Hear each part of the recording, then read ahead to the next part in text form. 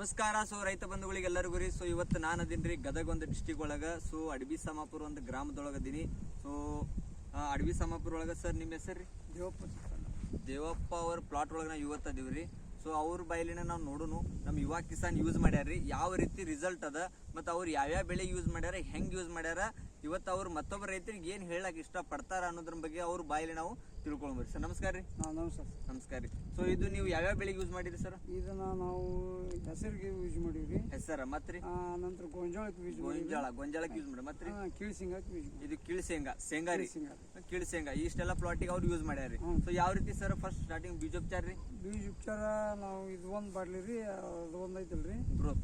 Growth ಎರಡು ಕೂಡಿಸಿ ಅದು 30 ml ಇದು ಒಂದು 20 ml ಹಾಕಿ ಕಲಿಸಿ ಆರಿಸಿ ಬಿತ್ತನೆ ಮಾಡಿ ಮತ್ತೆ ಅವರು ಮತ್ತೆ ಗ್ರೋತ್ ಅನ್ನ ಬೀಜೋಪಚಾರ ಮಾಡಿ ಡೌಲ್ ಇದು ಹಾಕಿಲ್ರಿ? ಡೌಲ್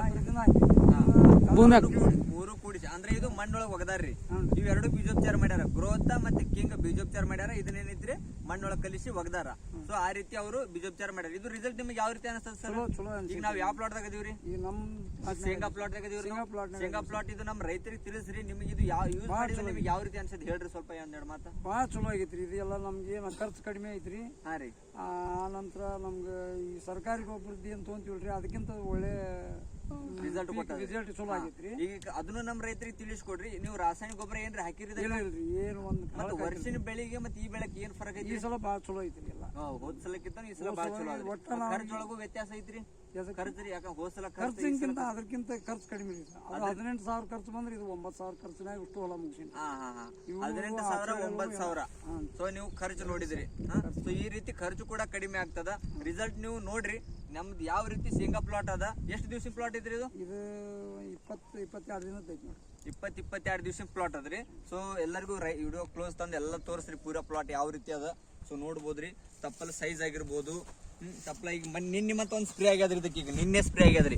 ಸೊ ನೋಡ್ಬೋದ್ರಿ ಯಾವ ರೀತಿ ಹೂ ಅಂತೂ ಬಡ್ಚಕ್ ಚಾಲು ಅದ್ರಿ. 20-22 ದಿವಸ ಪ್ಲಾಟ್ ಅದ್ರಿ.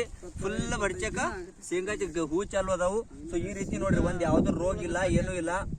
ಎಷ್ಟು ಕ್ಲಿಯರ್ ಕಟ್ ಆದ್ರಿ. ಒಂದು ರೋಗ ಇಲ್ಲ, ಏನು ಒಂದು ಮುಟ್ ರೋಗ ಇಲ್ಲ, ಏನೂ ಇಲ್ಲ.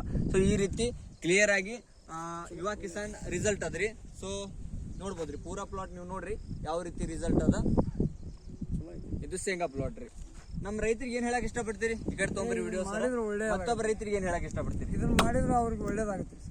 ಇದನ್ನ ಮಾಡಿದ್ರೆ ಮತ್ತೊಬ್ಬ ರೈತರಿಗೆ ಒಳ್ಳೇದಾಗ್ತದ. ಈ ಔಷಧ ಮಾಡಿದ್ರಿ ಅದಕ್ಕಿಂತ ಇದು ಅದು ಇದು 70 ಪೈಸೆ ಆದ್ರೆ ಅದು 1 ರೂಪಾಯಿ ಆಗತ್ತೆ. 30% ಉಳಿತಾಯ ಆಗತ್ತೆ. ಪ್ರತಿಯೊಂದು ಎಕರೆಗೂ ಉಳಿತಾಯ ಅದ. ಸೊ ಇದು ಏನೈತ್ರಿ, ರಾಸಾಯನಿಕ್ಕಿಂತಾನು ಕಡಿಮೆ ಖರ್ಚು ಅಂತೇಳಿ ಅವ್ರು ಒಂದ್ ಮಾತನಾಗ ಹೇಳಕತ್ತಾರ.